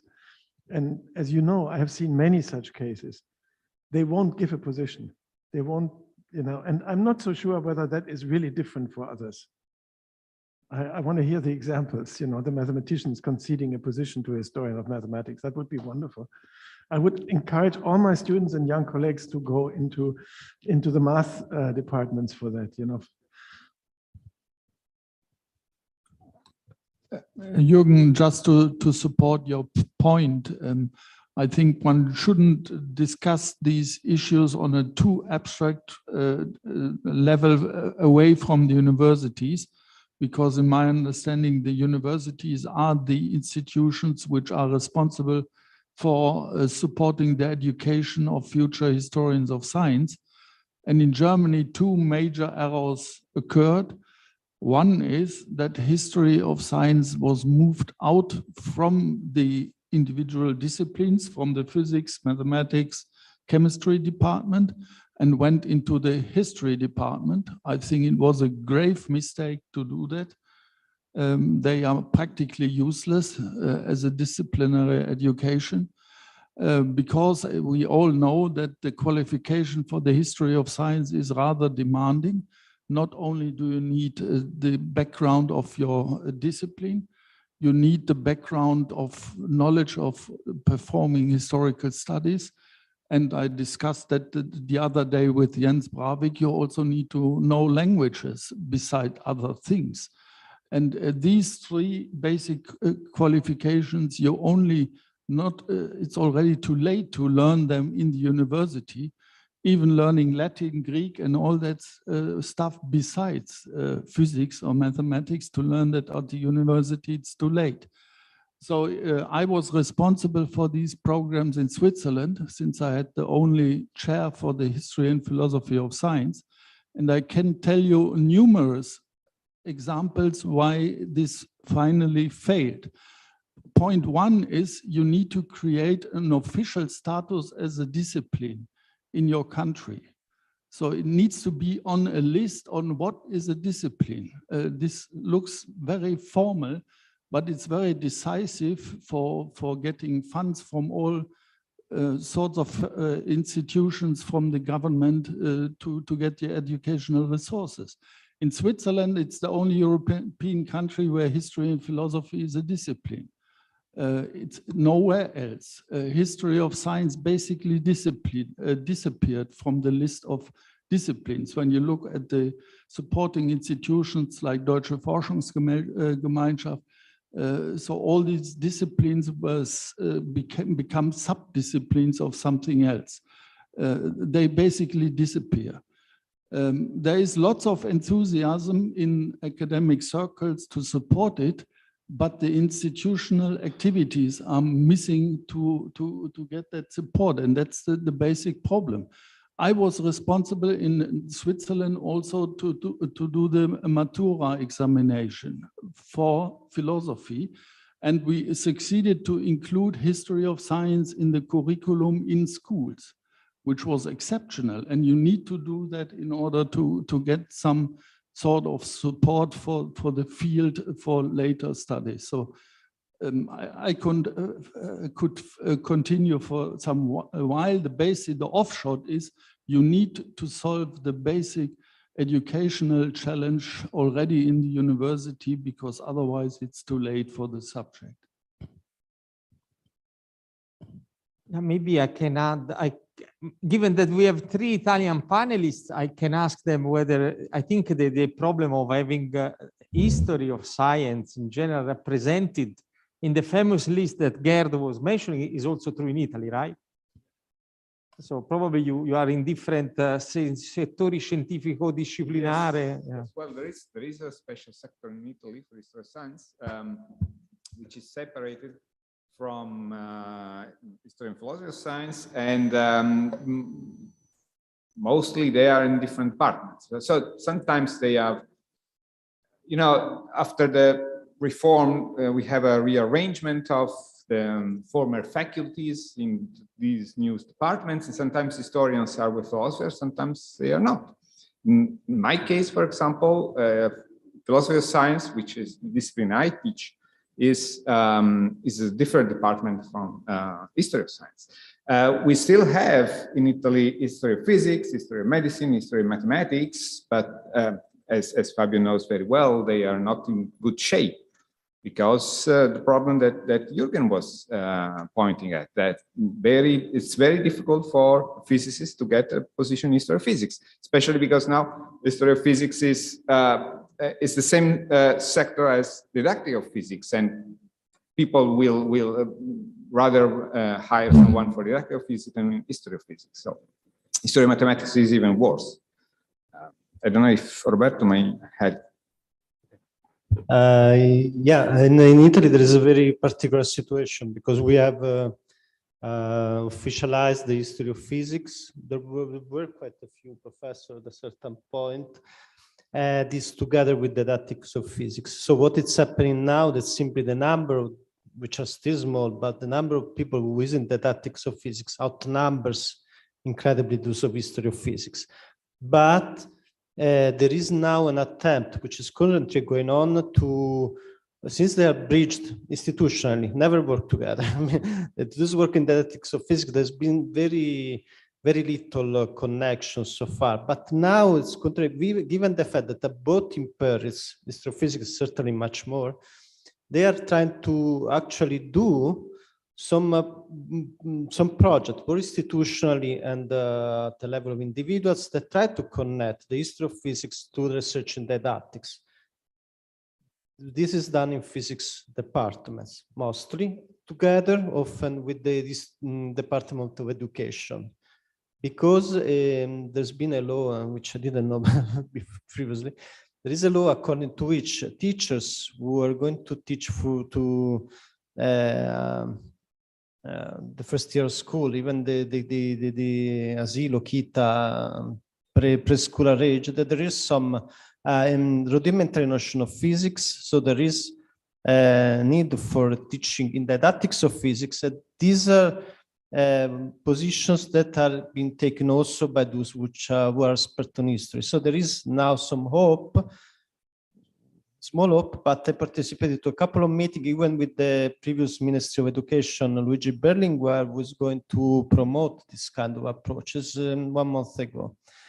There is another point I wanted to make about the usefulness of the history of science and technology, which I think you didn't mention, which relates to what I did, which I think is now a possibility. But I mean, also my position in Italy is related to this possibility, namely that the history of science and technology is seen as a possibility to make schools or masters for future science policy maker or policy makers, namely to masters schools directed to try to teach, when we trying to connect to future policymakers who want to have a career in politics, the importance of science and technology and the role of history in the particular development, in the connection on the development of science technology, but also the connection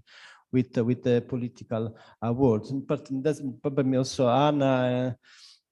Anna knows very well that the history is an integral part of a project Einstein on inventing science diplomacy for Europe.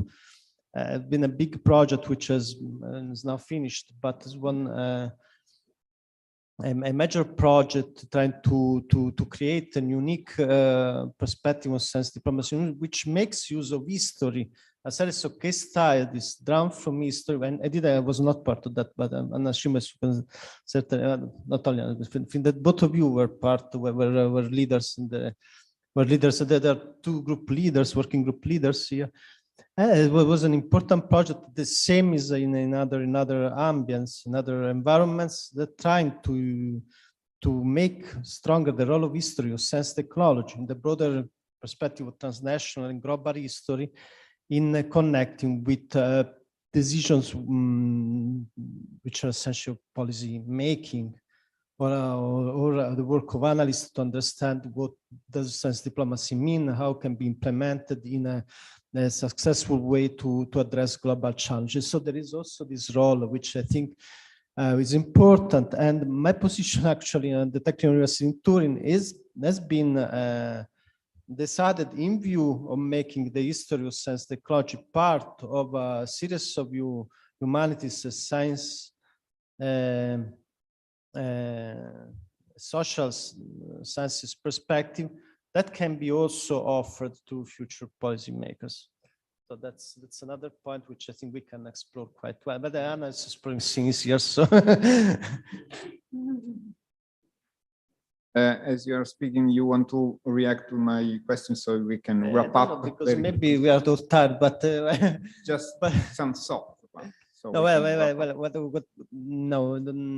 I mean, but the future is very complicated. But the problem of the Cold War, it's not actually a choice, but the condition aroused after World War II for the growth of networks, scientific international network, the organization, which were more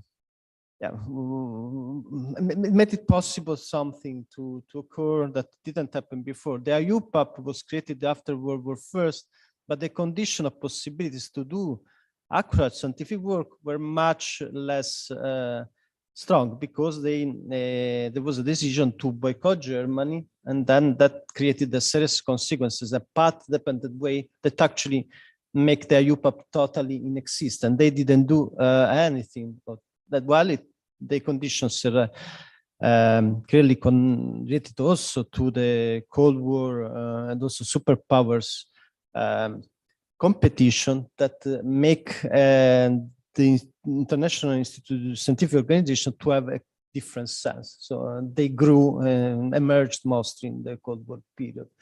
And the situation, I think, shaped the way they organize themselves, their mode of operation up to this day. So what was created for specific reason during the Cold War, they are still influencing how they make decisions, because they have a bureaucratic bureaucratic moment is very difficult to show. They understand after the end of the Cold War, the UPAP didn't know what to do. I mean, essentially, its role that was that of connecting people which had other kind of barriers through the free circulation of science agenda, of trying to help people to move in different ways, but mostly to attend the conferences. That reason, which was immeasurable, it entered in the statutes. It collapsed together with the Soviet Union. So they had to reinvent themselves, but it was a very slow process, and only 10 years ago they changed something. All right. So if you, yes, sure. Roberto, since you mentioned post-war, and your talk was about the role of science and scientists in helping resolving their role in political conflicts. So there is a very interesting case on which Jürgen and myself and a colleague of ours, Thomas Steinhauser in Berlin, we've researched it and even wrote a long essay. And that is the role of science and scientists in the process of normalizing German-Israeli relations after the Holocaust. And it was a long, dramatic, complicated, convoluted process. Without the scientists, the Weizmann Institute in particular, my university, it may have happened, but it may have taken another generation. I read the book. Is very. I read your book-length article. That's I learned a lot from it. It's very nice. That's an important case. The rapprochement between Germany and Israel is an important case. That also is mentioned in science diplomacy literature. Not only your case, but also the role of Cern in this rapprochement. All right, so we can call it today. Sure. I wanted to come back to the previous point where we were discussing that we would need to teach more of history of science to the next generation of scientists. So at school, at the university, and reflecting on in which occasion to teach and also which teachers to instruct on teaching it. I was wondering, like I am now in the dimension of quantum physics, and a lot of it is now being experimented on how to teach it, especially in school, because in many countries it's just entering into the curricula. And I noticed that there are a lot of approaches that are based on history of quantum physics, but then it's compromising a little bit like the message of latest, like the most complete theory that we have, that this message rarely arrives actually to a student. So I was wondering, is there a try of teaching actually the history of science within a history discipline? So when we tell history to our students in a history class, do we have space for making the story, including the history of science into it? So this is my question practically. Well, John Heilbronn is convinced that this is the way to go. And he thinks that should make room for history and science in history, in general history. Yeah. I'm not so convinced. I prefer, I would prefer that science teachers in the different existing disciplines would approach history of science. I think that general history would in a way would lose the specificity and would be complicated to get into some details. But it's a matter of preference, you know. John Heilbronn, it's a leader in his field and has done lots of contributions. So I mean, it's a very respected approach.